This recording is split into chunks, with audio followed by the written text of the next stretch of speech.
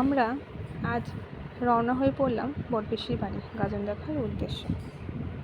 তো এই যে রাস্তায় যাচ্ছি, বাইকে যাচ্ছি, মনে হচ্ছে না যে রাস্তা শেষই হচ্ছে, যে চলেই যাচ্ছি। এই যে এটা আমি এবার বটপিসির বাড়িতে কিছুক্ষণ বিশ্রাম করে ঠাকুরতলায় গিয়ে তারপর সন্ধ্যের সময় মেলা ঘুরতে গেলাম।